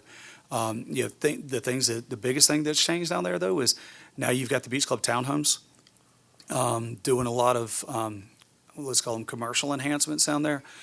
Our neighbors and friends down there may be a little agitated with that increased vehicular traffic on Beach Club Lane. That's I'll call it somewhat of a narrow right-of-way. And then every street off of it is obviously private and owned and maintained by their HOA. To put a restaurant down there or things like that that's going to increase that traffic, just as a heads up, if you will, it may very well hear a lot of grief from our folks down there at the Beach Club townhomes. But we can still explore options with Kermit to see what we can do in that area, in those areas, as it relates to the 570 to try to enhance it. Sure. I'm just thinking like a dock area to start with, because you do have folks that live in the Beach Club area that like to paddleboard and kayak and fish and that kind of thing. If we had a dock that went out and made it a little easier for those folks to do something Sure. like that, and maybe some picnic tables or something like down there, you want to have a Okay. picnic or, take the fam down there, do a little paddle boarding. Yeah, a little pavilion thing. Right. Sure. We can definitely Yeah. investigate that. All right, you good? Okay. Mr. Shirley? Um, Sir. Councilman Heislip, what was the second thing on your list? The second thing on your list? Windjammer relief areas. Pickleball. Right, that's what it was. Thank you. Pickleball. So what I really like about your list, though, Councilman Heislip, is the second thing I had on my list is how do we enrich the lives of our residents, right? And you listed probably 3 out of the 5 things you mentioned were very specifically driven towards that, right? Beach access, pickleball, and the beach access, as you talked about at Nivens, the beach and swim center. That's exactly what I wanted to mention as far as a vision that I have, because I've had this conversation with the chief of police, I've had it with Charlie, we've all had it together. The biggest things that we're challenged with are small things. There really are in our community. We have a wonderful community made up of wonderful people that try to enhance the lives of everybody that's here. And, when we're bitching about deer and parking at Windjammer Park, we don't have any problems. We just don't. And I'm really grateful for that. And my biggest challenge is the budget. And we have a lot smarter people watching out for that than me, fortunately, and they do a great job of it. But I'm with you, Tom. I want to limit spending, and I want to make sure that our debt is secured for many years to come. And if we can get ahead of that, the best we can get ahead of that, the better. I'm very happy with that. I want to be clear that I don't want to speak out both sides of my mouth and say, well, let's spend $100,000 on pickleball, but we've got a group of people that are willing to step up to say, we're going to pay it back. And we're going to continue to pay towards maintenance for that process. So, Tom, I appreciate you saying that pickleball was on your list, even to put a facility down there for maybe to provide some shade for people that are waiting to play. I love that idea. Traffic enforcement is something that I had on my list as well. I've had some conversations with Chief Crosby about this, and I think, if I understand correctly, you're staffed and ready to put your traffic enforcement team together. Is that right? And that's very encouraging to me because I see, I don't know if it's because I'm getting older or what it is, but I see so many people speeding in our town that just frustrates me. And I've even stopped people and said, like, man, don't your kids live here? You know what you're doing, going 45 down TKK Drive, how blind every curve is on TKK Drive, right? And yeah, and I really look forward to Chief Crosby's recommendations on traffic enforcement. And to piggyback on something that Councilman Carter said, if Chief Crosby and Chief Hasty come to our budget discussions with some vision that they have on growth and enhancement that involves additional staffing to enhance the lives of our community and enhance the safety opportunities of our community, I would love to hear that from you guys too, because I support the public safety initiatives that you guys lead in our city and what our city counts on and depends on and benefits from. So if there's something that we can support you guys with when it comes to that, I want to make sure. Now, I mean, don't be putting pickleball courts in the back of the police station. You already have, that's right. I forgot. That's right. I haven't been invited. I'm a little hurt by that, but that's pretty cool that you're doing that. Yeah, I mean, traffic enforcement, increasing our opportunity for safety with our residents, enriching the lives of our residents with beach access, pickleball. Those proactive visions, I think, are really important for us. I don't really want to spend any money that isn't accounted for by somebody else paying for it. So I love what I hear from my fellow council members on let's get somebody else to pay for a restaurant down at the beach club. Things like that are very exciting to me, to partner with someone that can help offset those expenses and not just make it an expense to our residents. So I said a lot to say this: traffic, safety, enriching the lives of our residents. Thank you, sir. Councilwoman member, please, if you would. So my take is a little bit different, and I agree with all of the reasons and cause for enhancing the quality of life that we all enjoy and the amenities that our city has. I ran with a vision forward of what the city would look like in 7 to 10 years once our impact fee collection was getting to an end. And I'm still looking at the same perspective in that I feel that we need to look at where we're spending money today so that we can afford to live like we live today or better in 7 to 10 years. So my direction is more about an inward look of where we are and looking at where we can cut back. And my challenge that I'm putting out there is in that discretionary spending. If we can cut back 1.5% in discretionary spending now, over the next 5 years, we'll be closer to being able to make up that difference without it affecting how we live and what we're subsidizing once those impact fees are no longer part of the budget. That is not to say that I want anything that is part of our payroll, part of our public safety, part of the amenities and the services that we offer. But where can we look, even with the budget that council is given, where can we look that we can be challenged to cut back that 1.5% so that these things that we're focusing on to grow and build better don't come back and hurt us later?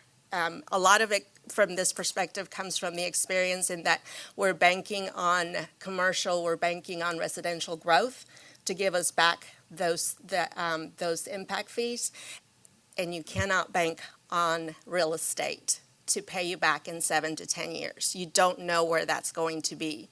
So I think that while all of the things that you guys are proposing are really important and they do speak to our quality of life, we need to see where that is going to come from when that 7% that we are currently receiving on impact fees won't be coming. So again, my view is a little bit different. My proposal is different. My goal and my vision for the city is not any different. I think that we are built as a recreational city. We are built on the quality of life that we offer our people. But if we want to maintain that after the next 7 to 10 years, we've got to start seeing where that's going to come from and not just think that because it's here today, we'll be able to enjoy it in that time. So I want to see how we're going to make that happen. And that's my challenge. Start making it happen now. So if you could you elaborate on discretionary spending? Sure. Like, you got, like, examples where we've got discretionary spending? For us, we have a budget that allows for training and development. Do we need to have exactly that? I think that if we look at our total budget and say we're going to cut 1.5, we can do that fairly easily, right? It's everything from how much we're using on office supplies to is it that we need to revisit the contracts that we have for services? Anytime that you have a budget, whether it's a business budget or it's a personal budget, when you're looking at where do you need to cut that is discretionary, that is not going to affect the must-haves, you're going to find some place. And I'm not proposing that we look for a 20% decrease. I'm looking at a 1.5 on an annual basis. I think that that's a very doable place to go, and it's a place that we can all commit to. With the training and certifications, the only problem I see there is, we've got folks that they have to be certified to operate like our wastewater treatment facilities. Our police officers have to be certified, and they've got to get their certifications each year. Our fire department does. Our HR folks have to have the training. Mm-hmm. So in the training and certifications, a lot of that's kind of mandatory that we have to do. So are we talking like? If it's mandatory, then it's mandatory, right? Then it becomes part of public safety and required needs. Mm-hmm. I'm not asking for anything that is required. I'm asking for everybody to look at what they are spending on, and is there a place where they could cut back 1.5%? Yeah, and if I heard you correctly, I didn't hear you say cut out training and development. No. I heard just that as an example of places we could look. Okay, that's all. Anybody got anything? I'd want to alibi before you go, Mayor. You know what? I forgot to mention, one thing that I think we should look at Pickleball? is infrastructure from stormwater. We've had a lot of problems with stormwater infrastructure. Yeah. And just with these heavy rains lately.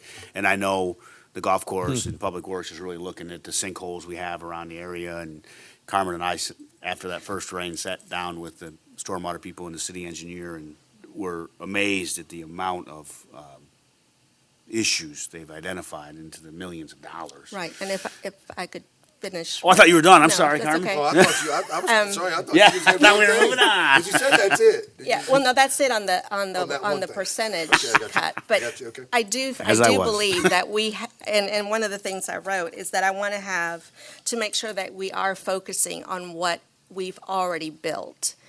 there's such a great feeling of doing something new and shiny, and everybody can get on board with the new and shiny. But we've already built a city that has incredible amenities and services and recreational opportunities. And I think that the desire to look back at those, to fix them or improve them, is not always as big as the desire to build something that's new and shiny. So I would say that prioritizing those things that are public works, our stormwater, like Tom was saying, there were some things that we found during that stormwater meeting that were like, say what? So we need to prioritize what is already in place and make that something that we can still be proud of, rather than just layering in the new things. Pickleball, I think that is a fantastic opportunity to expand what we already have. It's new, but it's still adding on to the services and the opportunities that we already have for our residents.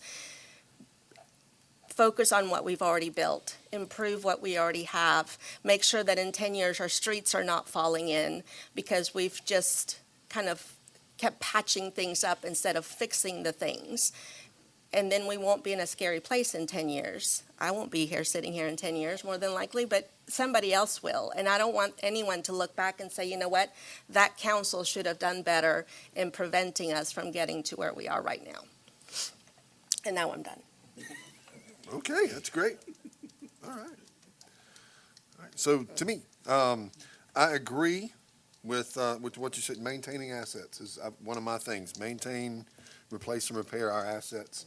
And we continue to do that. We've done that. We've been doing that for the past couple of years. Incorporating new equipment and newer technology. I think we've done a good job with that. So I'd like to do that. Continue to repair and replace our assets and equipment on that same line. I'd like to also get some new technology in here. I want 3 bubble cams to be placed in strategic areas that our officers could utilize them to make our town more secure. Walmart, say in the roundabout up there, and at Stonecrest and in the Walmart area, to where we can zoom in on guys if they're coming out of Walmart, and we can get them before they even hardly leave the parking lot. TK Drive. We've had some folks coming into TK Drive that if we'd probably had a few more eyes in the sky, we might have had a little bit better heads up as to where they were and where they were going. And so for security reasons and for efficiency reasons for both fire and PD, I'd like to get some bubble cams and tie on to the new Google Fiber to serve that for us. I want a gate at Windjammer. I think we got a parking problem down at Windjammer, and you could solve parking problems really easily with gates. I know that was proposed last year, but I'll go ahead and say it again. I want a gate at Windjammer. And RRFBs at every crossing, which are the rectangular rapid flashing beacons. I'm going to continue to fight SCDOT and any other oncomer that wants to challenge me that we don't need those at each of our crossings. We need those at each of our crossings for our kids and for our folks that want to walk and bike and run and go to their friend's house and not have to worry about being hit by a car. We've had 2 pedestrians that were struck this year at those crossings, and I think it's my duty. It's our duty to keep our folks safe, and that's one of the ways that we could do it. And I want the trail lit. Hamilton Trail, it's coming. It's coming. So, that was that's all I got on my ideas and thoughts. So, but I think there's been a lot of good, solid work put into our request from last year. I think we've got a lot of things accomplished. Our staff has done a fantastic job of wading through those long lists that we had and thinking outside of the box and coming up with some good solutions. And I just look forward to this year of working together and doing the same thing again this year and putting together a great budget. I appreciate all the input from council. You guys came up with some great ideas. Fortunately, we've got some like ideas, so that's a good thing. And moving forward. So I appreciate everybody's time on that, and if I can get my computer to work with me, we'll. The Windjammer Park access is what we would cover next. So, thoughts, folks? So as we know, there's been some people in our community that have some issues in regards to access to Windjammer Park, in regards to parking decals or people not having parking decals. Councilman Shirley and I met with Chief Crosby in regards to some of the complications and some of the ways forward in regards to trying to do something about that. This weekend, you're actually going to see something a little bit different down at Windjammer Park. You're actually going to see show pros validating whether people have parking passes or visitors passes when they're going down to Windjammer Park and turning around those individuals who do not have parking passes, either residents or non-residents going down there. Chief is talking about, or not Chief, Mayor is talking about a gate. We're going to start looking at a potential gate as well to go off and help with that and alleviate that for good, so we don't have to have somebody down there all the time. Is there anything I'm missing? Well, I mean, the way I think about it, if we're, just put a little math to it, in order to have staff down there, we're looking at 2 park and rec employees. Okay, let's just throw it out there, $35,000 a year. Yeah, Windjammer. No, with Show Pros, we're But spending what I'm about saying is, seven. if we decided to go full-time. Oh, okay. and Yeah. I'm comparing, Yeah. sorry, let me back up a little bit. I'm comparing this to a gate. So a gate is 24 hours a day, 7 days a week, 365 days a year. If we were to do that, then we'd have to put 2 full-time folks on with a truck and all that other good stuff. So we're looking at $80,000, $90,000.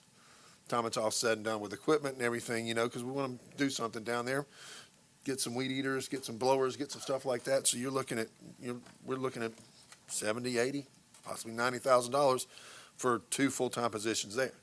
If we were to hire another officer to take care of that, we're looking at another $70,000 if we outfit a car and an officer and everything. So for me, if this gate is $80,000, $90,000, it's a one-time flat fee. Now, granted, somebody hits the gate, breaks the gate, it's going to be on their insurance, but it'll be us that we have to carry it until it gets fixed and we get reimbursed, whatever it may be. Now, that gate does have a camera on it to where you can see if it's going to be vandalized, whatever. And most of those parking gates are bulletproof. Most of the pedestals themselves and the glass that you see, most of all of that is bulletproof to protect the structure and protect everything inside there. We had to start going in certain sections of the state. We had to start going to bulletproof traffic signal cabinets too, because people would just shoot them, and it had to be bulletproof to where you could protect it. Same thing with these parking gates. I mean, they do have that. Can't pick stupid. With a parking gate, it's a parking issue. It can be solved with a parking gate. Barcode, gate goes up. If you got the barcode, gate stays closed if you don't. We got a little turn around area down there, and it's done. Mm-hmm. If we have a problem, we've got somebody to come fix it. They're on call 24 hours a day, and that's all they do is come fix the gate if it breaks. Yep. And that's just what I'm thinking. We've already got power down there, so it's not a big issue to get power there. Wi-Fi is not a problem. So, I mean, me and myself, that's the one and done answer to the. That also problem. solves TKK Police Department from having to open and close it every single day. Keeps them from trying to be traffic enforcement down there, even though they can be called if there's an issue, obviously. But in the meantime, we have show pros that are starting this week. They're just going to go till Labor Day. Yeah. So they're going to go all summer long, Saturday and Sunday from, what are the exact hours? From like 12 o'clock to 6 or something? 10 a.m. to 6 right? p.m. 10 to 6. Is that just Saturday and Sunday, Charlie? Saturday, Sunday, plus the holidays. Okay. So Memorial Day, Monday, July 4th. Actually, July 4th, they're going to do Thursday and Friday. Okay. Plus the weekend, and then Labor Day Monday. So, go ahead. Do we have an option to do Thursday and Friday as well if we see it? If we see that need? I mean, we'd have to have the conversation with them. I mean- Would that be an option for us? Sure. What do you anticipate our expense this season for Show Pros to have a security From person? Memorial Day to Labor Day, it was $7,000. We've added 2 weekends now, 2 or 3, with moving it up earlier. So you're probably south of $8,000, I think. One person each day? I know they've got 4 or 5 that are dedicated Okay. to cover all the weekends. Now, how they're splitting up their shifts, I'm not sure. So here's a crazy question. Personally, I love this idea. I think this is awesome. Like for 2.5 years, we've tried to hire somebody to get down there and handle this for us, and we've been unsuccessful. And I understand why. It's not a glamorous role, right? If I was a kid, I'd love sitting in the sun, hanging out on a golf cart, telling people to get off my lawn. But that's me. But I'm really grateful that we've contracted with these folks to have someone down there keeping an eye on it. So I think this is a great solution this year, and we'd have to have a lot of years of that to cover the cost of a gate, right? But that said, how feasible could it be, and this may be a question for Chief Crosby, but how feasible could it be that that person from Show Pros is able to write tickets? I don't have an answer for you on that. I mean, to be honest, I mean, He's they'd shaking have- his head no, just when to same way write I asked if I tickets. could write tickets. I mean, you're talking about a code violation, not what a it is? UTT, Okay. so they would have to be sworn in as a Okay. code enforcement And officer. and to I'm be able to okay if stroke the those answer is no. I'm tickets just and- brainstorming, like, what can I we would- do to try and enhance our activity there, right? So I think, again, from the example of me walking around there one Sunday night, just taking pictures of license plates, people were super nice and super compliant, got in their cars and left. And, I mentioned to 2 folks that were coming in that did not have a parking sticker, that they needed one. They turned right around and left. Just the presence of someone being there managing that, I think is going to be very effective for us this year and for our residents that want to enjoy the park. So I appreciate doing that and allowing for that in the budget from council. I think this is a good test too, before we make a decision on getting a gate. I think try this, right? If it solves the problem, we're good. If it doesn't, then we explore the gates. I'm hopeful though, given that, the high time is April to Labor Day, weekends are the big times, that this hopefully will fix the problem.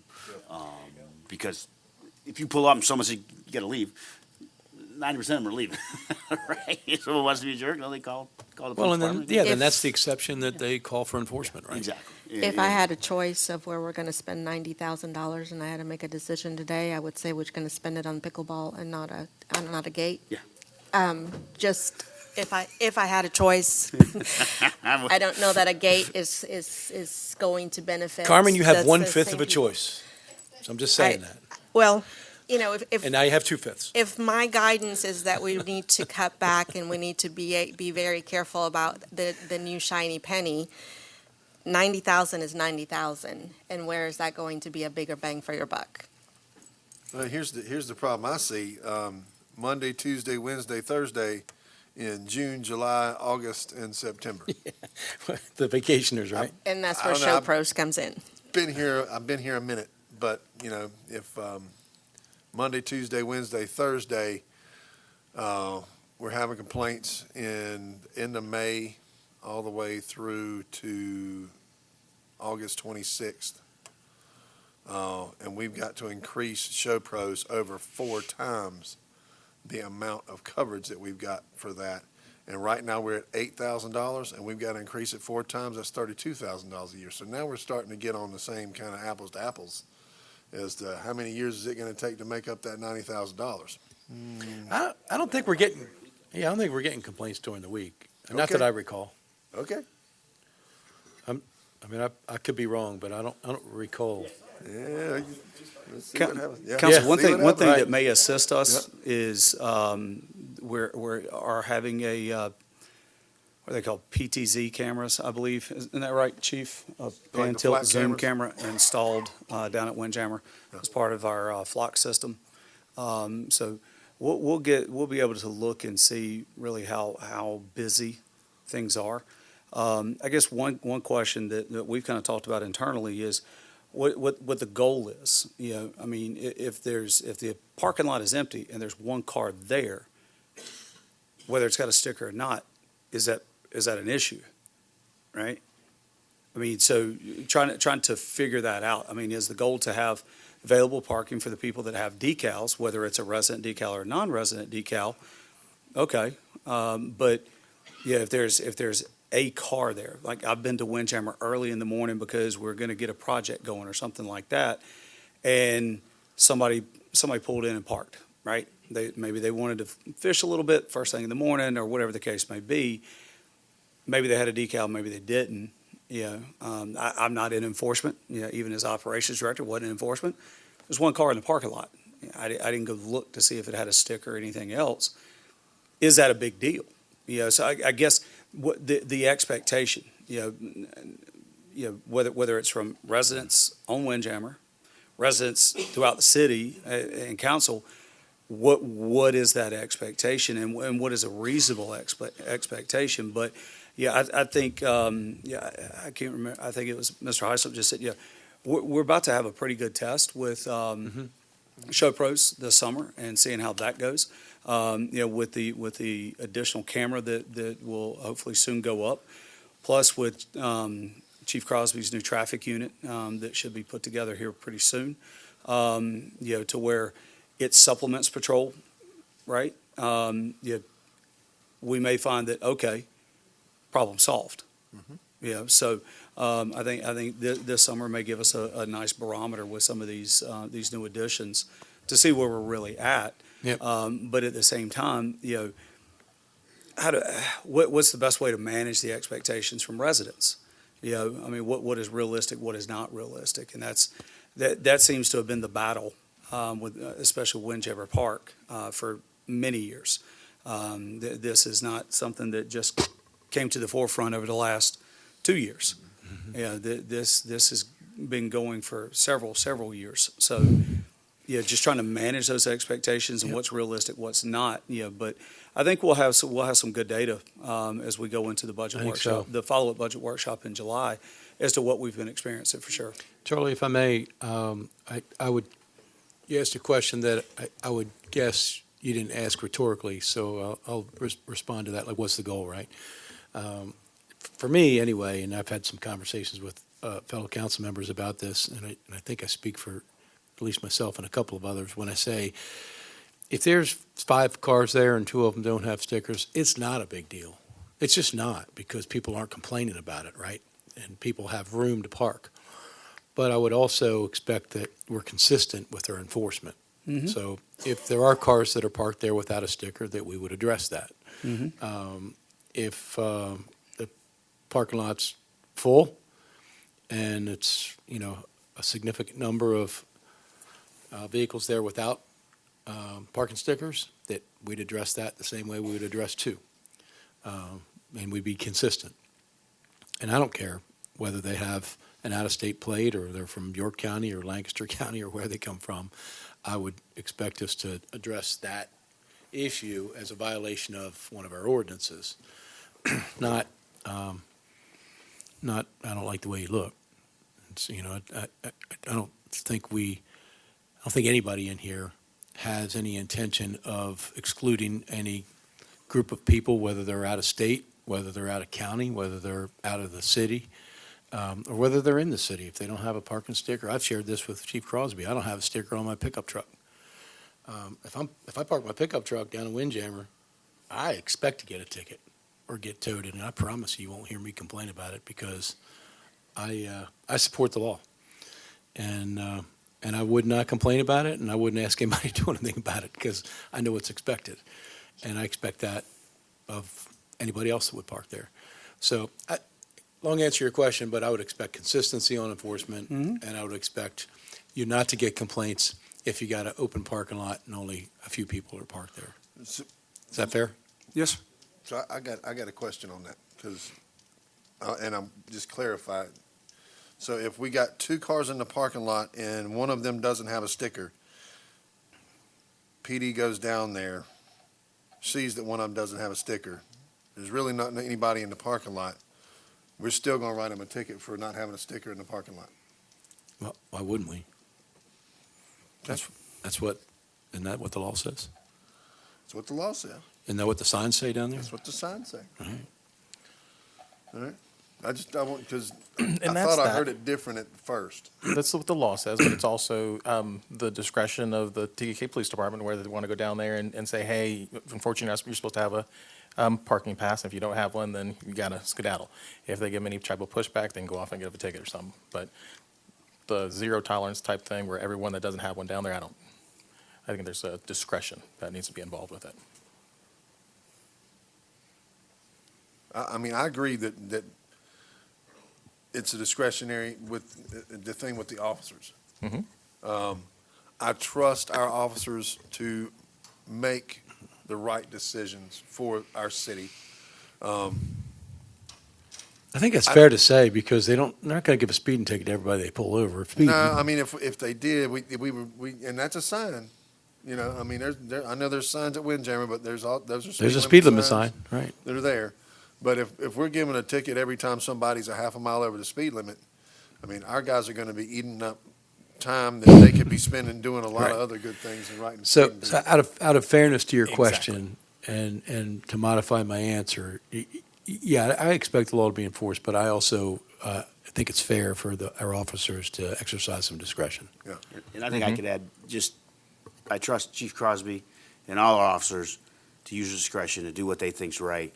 And I'm positive they've all heard us talk and say, we hope, warnings, hopefully some tickets at some point, to try to change behavior. And that's all and I trust them completely. And so, just wanted to say that.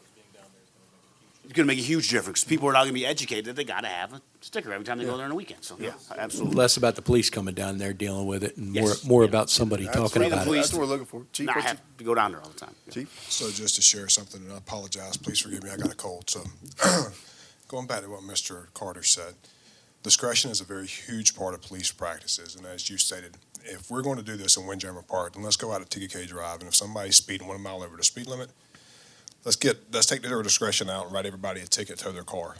We got to be consistent, and that's what I've shared the message with y'all all along. Is just be consistent with our enforcement practices. When we break that consistency is whenever we get in trouble. Excuse me.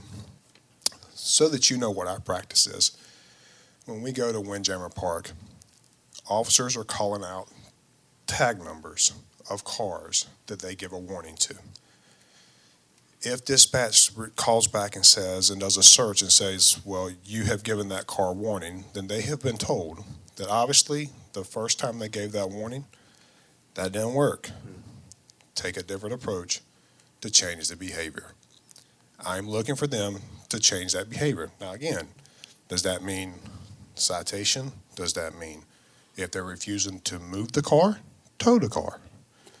But use that discretion through what we have in our vision statements, effective and ethical law enforcement practices, to make sure that we change that behavior. So I just wanted to clarify what our practices are so that you know that it's being documented, which tag numbers that we're giving that to. Now, the problem that comes into play and to answer your question too, Mr. Scott, is that we do get a lot of calls of 2 cars in the park, 3 cars in the park, and they don't have a ticket or they don't have a parking decal.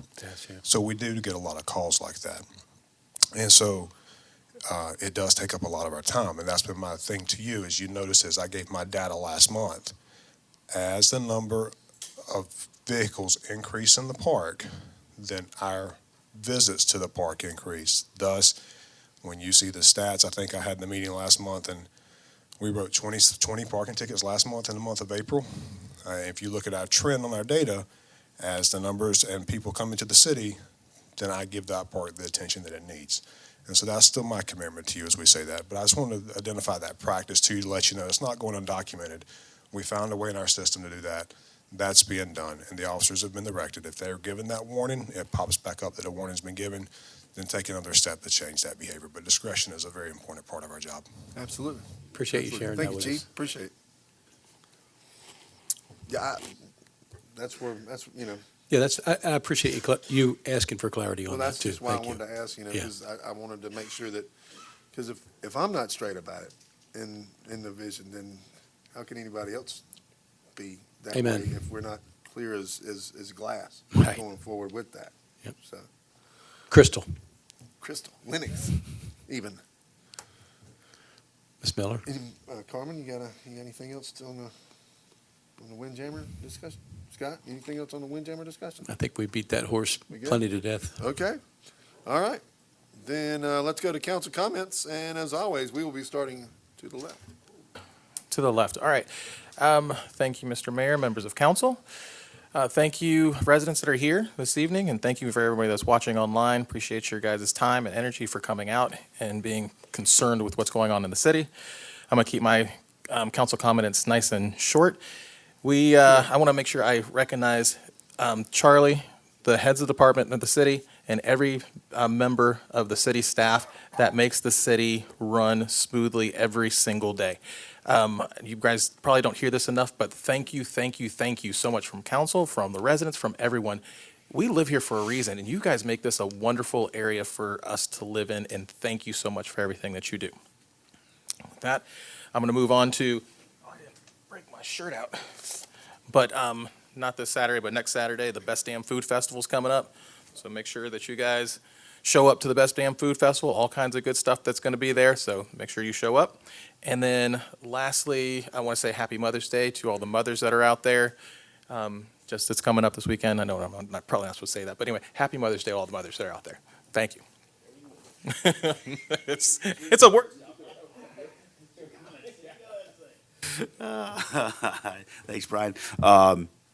I'll ditto what Brian said real quickly. Thanks to the community that's here and watching at home. Thanks for the Pickleball Association for coming, giving your presentation. Pinnacle for giving us the information. Look forward to staff meeting with everyone and bringing back some ideas and cost figures so we can put this plan in motion, whatever the plan may be. Department heads, thank you all for being here. I know these extra meetings are not a pleasure.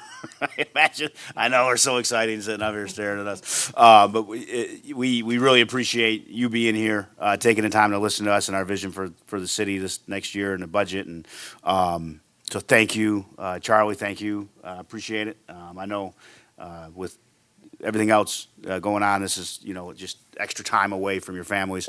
And I say that to council as well. We added these second meetings as needed because we want time to discuss amongst ourselves with 5 of us so we don't violate FOIA laws. But that's a big burden on staff. So thank you all for being here. I really enjoy these discussions. Thank you, staff. That's all I got. Thank you, Councilman Heiss. Councilman Shirley. Why are you looking at me like that? Yes. Okay.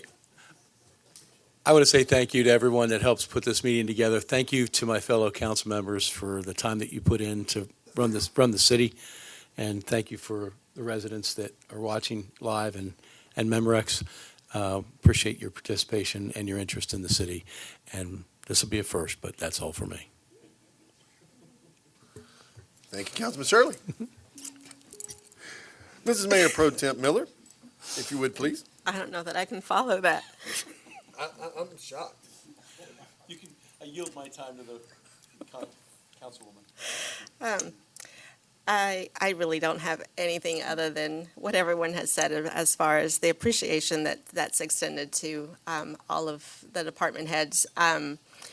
I am very grateful for the opportunity to have an opportunity to lead and to be part of these discussions and to share through me what so many of you have shared as what you see as the vision for the city and where we're going. So I'm excited to be a part of those conversations that are setting the tone and setting the vision, not just for this year, but for the years that are going to come. And I appreciate all of you guys not bolting out of here when I said that I wanted to do a budget cut instead of an expense. For But the there is record, a Bob there is Barkin a did reason to leave, that. So, Yeah, Bob left. We got a groove in the floor. It is coming from a good place, and it is coming from that forward place, and I appreciate you guys that are here, that have listened to that, and I hope that you will look at it and see if there's a place that we can all work together with that. And having said that, I am excited about the other things that have been proposed and how we can make all that work, with still keeping in mind what the future might be. That's it. Thanks. Okay, and that one, leave it to me. Really quick, National Day of Prayer was May 2nd, and it was a wonderful event. We are going to, hopefully, continue to host that event for years to come. Had a great time, had 5 or 6 churches that were there. A lot of our elected officials and everything were here. Carmen, thank you for coming. Appreciate you doing that. It was a good time. I thought that the music was great. The message was great. We had a lot of young folks show up, and that's very encouraging. So another thing coming up, Boater Safety Week. So make sure you guys check that out on the website. We've got some great information on there for you. Like check out Coast Guard safety classes, stuff like that. All that information is on the website. Also, Best Damn Food Truck Festival coming up. Make sure you come out and enjoy that. We've got some excellent bands, excellent food, and hopefully we're going to have some excellent weather. You guys just, if we could, everybody just get together and do a mud turtle and see if we can get a weekend that does not have rain. That would be excellent. Yeah, absolutely. Check the website. If you don't have the push notifications as of yet for the PD and the city, please do get those. Those are very informative and very helpful getting information out to everyone. Appreciate all the job that our staff's doing. Our guys, Park and Rec, you guys are killing it with all of the facilities. Everything looks great. Our golf facilities are looking great. City's doing a fantastic job. The tree canopy, I saw the guys out cutting trees again this week. They did an awesome job. T-Cud, thank you for doing all you're doing, keeping the stormwater where it goes. And guys, everybody just has a great effort, and I appreciate the professionalism and the timeliness that everybody's responding to those calls. And in that, I think that's about it for me. One alibi. One alibi. One alibi. I forgot earlier. I know you guys will be thankful for this. Was it last week that young lady went missing? Yes. And both chiefs, all the public works and departments, it was Wow, what an a effort. citywide effort. It's amazing. And the app played a great role in that. And it was, I'm so glad she was found quickly, but the amount of turnout from all the city staff and residents to go look for this girl was heartwarming. That's tremendous. Thank you, chiefs, and all the departments for everything you did. And I saw people walking on trails. I saw public works people going through bathrooms at Turner Field. So it's just wanted to recognize you for that, and thank you so much. We've seen that in the past too, and man, this city comes together, man. Yep, the That's city awesome. comes together quick. One more thing that I would mention, we had some very unfortunate incidents that taken place last week. Our first responders, our police officers, our military, anybody that has put on the uniform, thank you for what you do. It's very hard to do anything for a living that you don't know if you're going to make it home. Whether it be our guys that are rigging out our power lines, our police department, our gas guys that handle that every day, hazmat guys, our fire department. These are dangerous jobs that people do. So when you see somebody that's got a Duke Power badge on, or somebody that's got a TCPD badge on, or a TCFD badge on, or even our staff here, our guys are working on the roads every day. It's dangerous, folks. And not to downplay the PD, it's a totally different ballgame when you're PD, because you're dealing with bad folks every day, and it's a very hard world to deal with. But I appreciate the folks that take that up every day. I don't know how you do it, but it's a higher calling, and I appreciate that. And my heart goes out to those families and the people that lost loved ones last week. Also to Mayor Lyles. Charlotte's my home city. For that to even happen in my home city, it's terrible. And I would ask of all of us, with anybody that can hear what I'm saying, folks, we need to value human life better than we do now, and we need to put the good Lord at the center of our beings, and we need to start acting like we love each other once again. We all need to come together and be better people. Put the guns down and start picking up the telephone, and let's start talking to each other and stop being so hateful. You don't have to be. It doesn't have to be that way. And especially with our officers, please, if our officers are stopping you, be nice to them. You owe them that. They're out there doing a rough job, and they don't need you making it rougher on them. So be nice to them. So that's about all I got. All right. Make a motion to adjourn? I would make a motion to adjourn. Second. I got a motion and a second. All in favor, say aye. Aye. Aye. Just say aye. He said aye.